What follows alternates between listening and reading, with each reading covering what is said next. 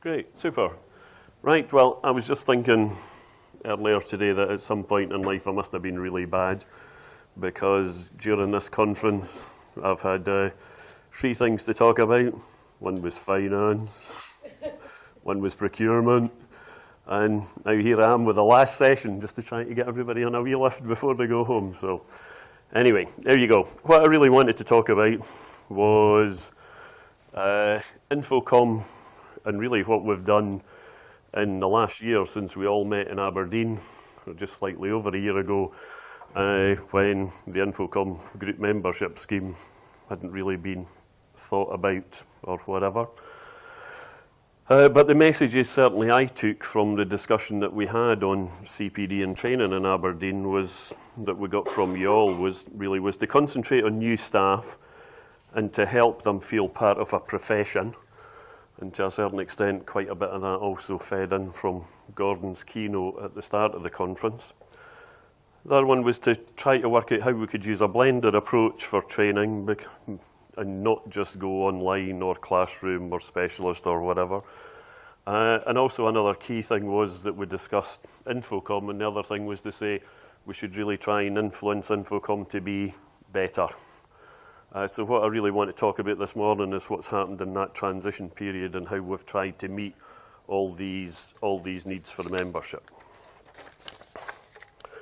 So the InfoComm group membership scheme really came from an executive night in Bangor when, for some reason, after a really nice meal out, I couldn't actually sleep that night. And we were due to meet Chris Lavelle, was coming to see us and have a chat about perhaps doing a face-to-face type course for small numbers of people and whatever. And during that night when I couldn't sleep, I was trying to work out how we could get something better from InfoComm. So out of that came in my mind, why don't we just get InfoComm membership for every member of Schoms? And therefore, when Chris came into the room to talk about a bespoke course and was suddenly faced with this, we'd like everybody to become members of InfoComm, Chris, and we'd like you to give us it for nothing. He was probably a bit taken aback. However, after a bit of a chat and whatever, and said, well, we didn't actually really mean nothing, but we meant sort of next to nothing because we're going to give you a really good deal and lots of members and you're going to get your membership up and whatever, and I'm sure we can come to negotiation. I think that was really bitten by Chris and by his colleagues from InfoComm. So after many discussions by phone and conference and whatever, we ended up with the Schoms group membership scheme, which started from the 1st of January, and that means that all Schoms member institutions are members of InfoComm. And part of that, we negotiated a discounted price, so therefore Schoms centrally pay the membership for everybody at that discounted rate. And what we really wanted to do was we wanted to do this over a significant period of time to actually get people a chance to try it and develop and use the facilities and whatever. We didn't just want it to be a 1-year or a 2-year thing. But also, given the significant investment involved, we were desperate that we didn't go down a route, and after a year when everybody said, oh, that was really rotten, and to a certain extent we'd already signed up to pay multiple years. So what we are committed to 2 years. This is year 1, January to December, and we also have the option to extend that at a similar discounted rate to year 3. So just to remind everybody, what does the group membership give us? It gives you predominantly a structured online program for your staff through a number of online courses and also online exams.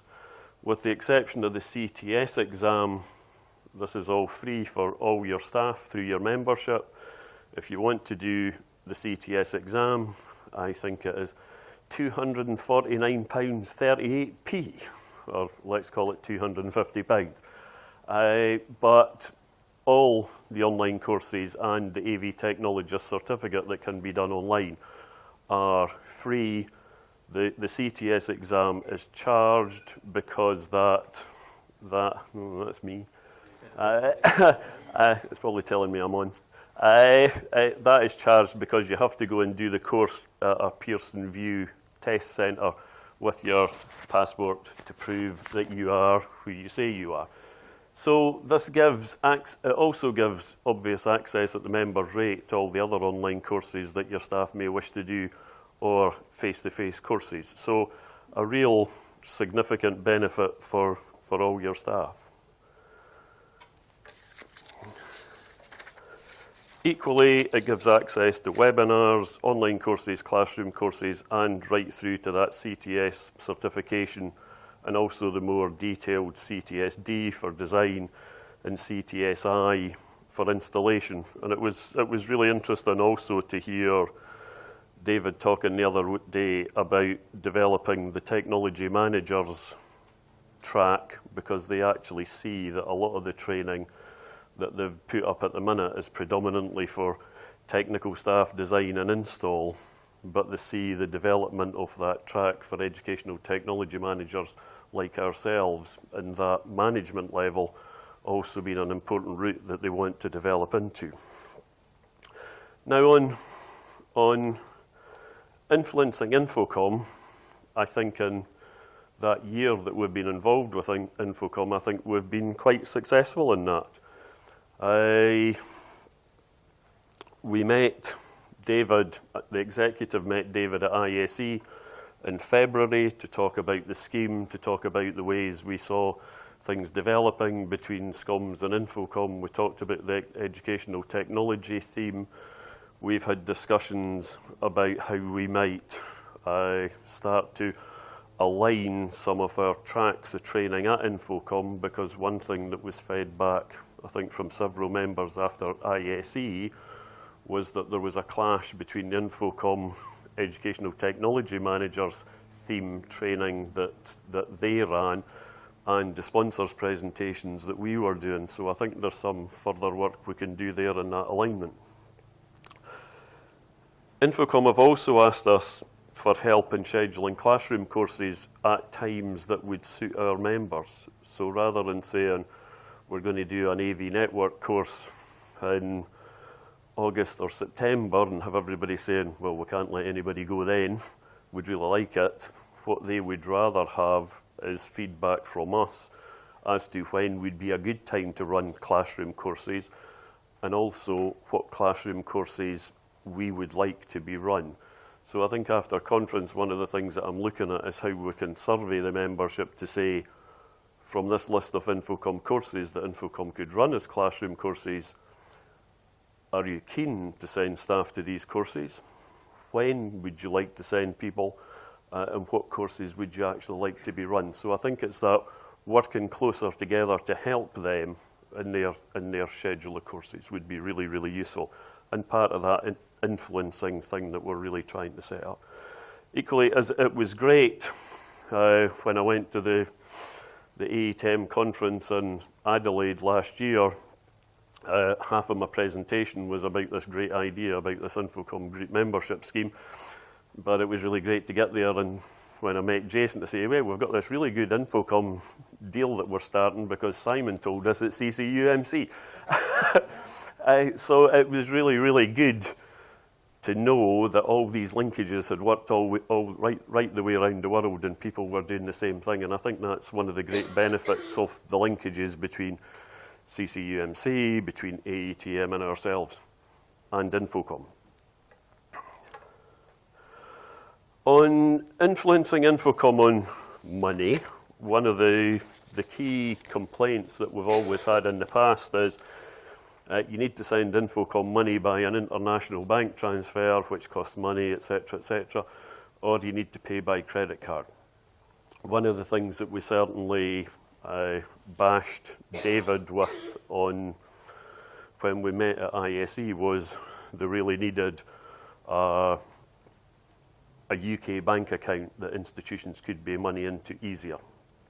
So just recently, as David said with a triumph at the end of his presentation the other day, InfoComm do now have a UK bank account, so payments, etc. for courses can be made to that account. It will also mean that Catherine won't strangle me when we do the next payment, and I've got to put her through the problems of transferring the money for the Schoms membership to InfoComm, which will be really, really positive. InfoComm are now happy to accept purchase orders from institutions via the UK office. So if you wanted to put 5 of your staff through the CTS and they didn't want to put the £250 on their credit card and claim it back on expenses, you can do a purchase order via the InfoComm office in the UK, but, and there is a big but, they're still not in a position of offering 30-day credit on a normal purchase order. So the purchase order would have to be put in and the bill paid before they would actually release the details for the people to go in the course. That's still a bit of a pain, but I think we've stepped forward, and I think that's just something we need to keep pushing on to get them to work what we'd say in the normal way that any authorised supplier would work. So, where to now?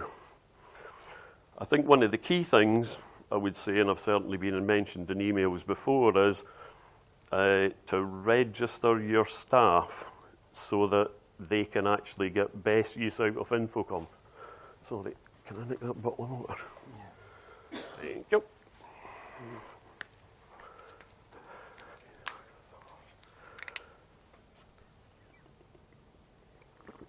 I know Chris requested via institutional reps that people send rosters of their staff so their staff could be registered, so they could all get usernames and passwords, so they could then sign up for emails and newsletters and whatever. I think those have, how would you describe it, trickled in over the months that we've been in. But I would just say also in some institutions, that message seemed to get lost at the institutional rep level and never actually got to the people, if you might say, doing the work and managing the staff. So I think if you haven't been asked to put forward your staff roster yet, if you could do that, because there are great benefits to doing that. There has already been one for Schoms webinar run, which is still available online, which sort of explained a lot of the processes through InfoComm and what was available. There's another Schoms webinar scheduled for the 7th of July on the training portal. This would allow, if you had a significant number of staff, this would allow you to monitor the training progress of your staff as a group. So you can assign a training manager type role within your institution. So you can then see how are they doing if they're working through CTS. You can see where they are in that course. You can see what courses they've historically done and things like that. So that's going to run on the 7th of July. I'll email out again after conference, and I would certainly recommend for people either to sign up to watch it live, or from the same link, the recorded version will be available. Equally, again, make use of the training resources. As I said, I hope to survey people soon about what sort of classroom courses you might wish to be run, what time of the year would benefit you, what type of courses you'd like to be run, and how many staff you think might attend. And also really to think about CTS certification. As I said at the start, one of the key things that came from Aberdeen was this: how do we professionalise our group? Interestingly, I asked my team, I think I had enough money to put 3 people through CTS. I asked for volunteers and thought I might have to go around with a cattle prod or a taser to get them to sign up. Actually, at the end of the day, I got 5 people who signed up. 3 from our service team, 2 from our projects team, and 1 from our maintenance team. So I've got quite a broad scope of staff across our group. One chap who came to speak to me because we had a discussion about it first said, "Oh, I don't know. I've read the syllabus, but I don't know if it all really makes sense to me or if it's all going to be useful or whatever. And I said, well, try it. If it works out, it works out. If it doesn't work out, it doesn't work out. And I think not long after he'd started, he actually came back to me and said, you know, this is really interesting. And I now get a much better idea about what the people in the maintenance team and the projects team are actually doing and the challenges they're facing.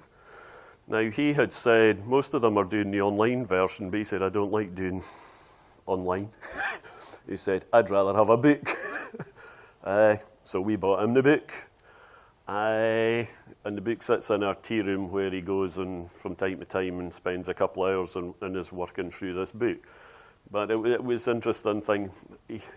He was really having difficulty with the maths for the course. But then the next thing I saw was he'd actually gone out and sourced Maths for Dummies, which was sitting on top of the book. So he'd actually, without prodding or whatever, he had suddenly got engaged. And as you say, he suddenly found that he actually really liked learning, which was really positive. And it started a bit of that discussion between the projects guy that's doing it, the maintenance guy that's doing it, and the service team guy. So for me, I think it's a real benefit. We managed to get the extra money to put the 5 through their CTS. And I would certainly hope to continue and expand that next year. And I'd certainly like to work towards all of our staff being CTS registered because I think I've seen a great benefit from that. So, in the longer term, round about this time next year, which will be halfway through the 3 years, we need to review the effectiveness of the InfoComm, because it is a significant financial commitment. He says, putting treasurer's hat back on again. And then we'll need to decide with InfoComm, are there any issues? Are we going to agree the extension to the 3rd year? I certainly hope we will. And then again, we would need to see if we were going to do that, where would we go in the future? But I think it's been a really positive move that I'm actually quite proud that we managed to do. I'm actually quite proud it's gone round the world, which is equally good because it's a benefit of this organisation and its sister or brother or whatever the non-sex version of that is. But I think the key thing is it's up to you and your staff to use it. I think the other thing I would say, which is also important, is it's not just your department staff that are members. It is anybody who works for your institution. So, for example, in Edinburgh, we have, interestingly, educational technology support officers who sit in some schools and colleges who do, as well as e-learning work, IT work, they do AV support. Most of them are coming in with no AV background at all, and we've signed them up as InfoComm members, and they are starting to work through the track right from the introduction to the AV industry. So it is a cross-institution benefit to you, so if you do know of other departments or sections within your institution that you think could get benefit out of this, and one of the key things, of course, is if they get better, then their call and central services might be a bit less, so your teams might be a bit less frazzled. And that's me. So, discussions, feedback, issues, questions. Yep.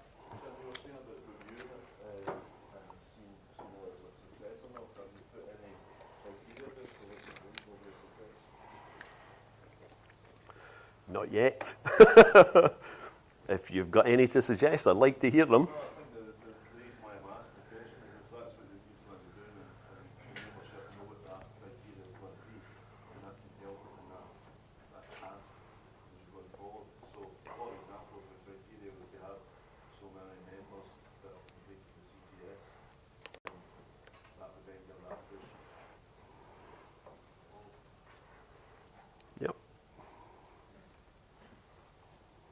Nigel.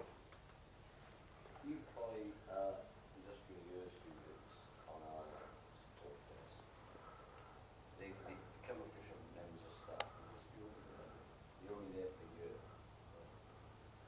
if they're a member of if they're an employed member of university staff, they could be a member of InfoComm for the period of their employment. The one thing that came out, I think it was Jill and I spoke about another campus where the staff are actually employed by an outsourced service provider to provide AV facilities on that campus. They would not be eligible because they're actually not employed by the institution. They are, in effect, outside contractors. But the key thing is, at the time, are you employed by the institution? Do you have in my institution, to a certain extent it would come from, do you have an ed.ac.uk email address? And the fact that myself, as the main contact for InfoComm in Edinburgh, are going to say, this person is okay and should be added to the list. But no, there would be no, as long as they're a member of staff, anywhere within that institution, they can be added to your roster of staff. It's basically as easy as sending an email to the InfoComm office in the UK and asking Sarah to add person X with their details, address details, sort of institution address details, not home address details, email address and whatever, and she just comes back with username and password, and they're then on your roster of staff. Sorry, Jim. Well, just thinking of Ian with his student, like this jacket staff, they do it for the duration of time that they would, so they would be getting a salary some sort of. So it's great. Full-time versus part-time? Just as long as they're employed. As long as they're employed. The question was, is there a difference between part-time and full-time staff? And no, it's just as long as they're a member of staff.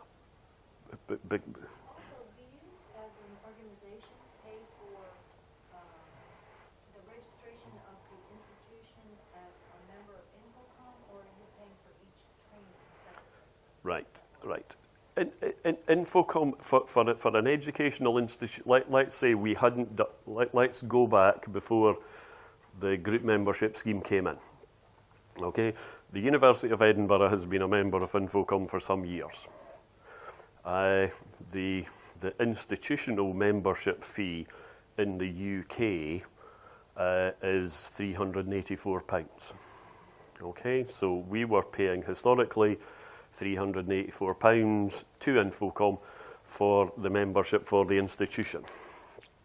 And for that, you got a certain amount of free online courses that any or all of your staff could do. You then had access to discounted additional courses, either online courses or classroom courses, at a discounted members rate. Okay, so it was that sort of fee. Now that we've started the group membership fee, all the institutions in this room which have paid their £250 Schoms membership fee get their £384 InfoComm membership paid via that fee. One of the key things in that, though, is that, in effect, my membership of InfoComm has not changed at all. All that's happened is Schoms are paying the bill. And for those in the room that weren't members of InfoComm before, they have just had a new membership started. And we in Schoms basically just pay the bill, but the institutions just deal direct with InfoComm for everything they want to deal with them with. Jim.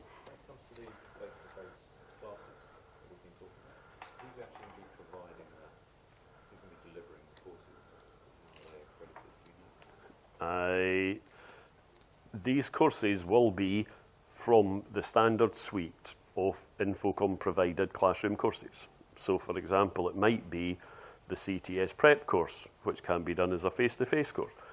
It could be the networked AV systems one, which they recently ran in association with AMX, where AMX did some sponsorship for it and actually knocked the course fee down.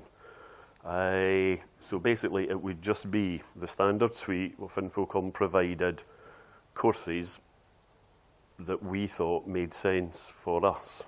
But there would be a fee, a member's rate fee, to be paid direct to InfoComm from institutions that want to attend these courses. But really just what they want to do is just make sure that their calendar of courses is better aligned with our need. So they'll be flying them in from the States to the here, like UK based? I think they'll be flying them in. Because that's a big thing for us, isn't it? It needs to be UK knowledge. It will be material delivered from the courses which have been anglicised. Because that's the point you made today, wasn't it? Yes. And I think the feedback back from the courses is that they have been significantly de-Americanised or anglicised or whatever way you want to put it. And to a certain extent, there are people from the UK working on the content of these courses. But again, I mean, as David didn't say the other day, but InfoComm is a membership organisation. The courses are designed by people that work in the industry and want to take part in InfoComm and volunteer and put their hands up to work on stuff. Therefore, I think one of the key things for us as a group equally on this influence in InfoComm is how we can work with them and how more and more people from our group become actually more deeper involved with InfoComm and end up actually putting their hand up and saying, no, I'll write some stuff for that course because, yeah.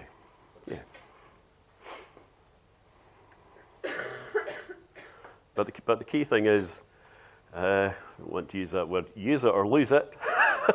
But the key thing is I think there are great benefits for us all and all your staff. But the key thing is actually to use it and sign up and do stuff. And then the treasurer will be happy because he thinks it's good value for money. Thank you.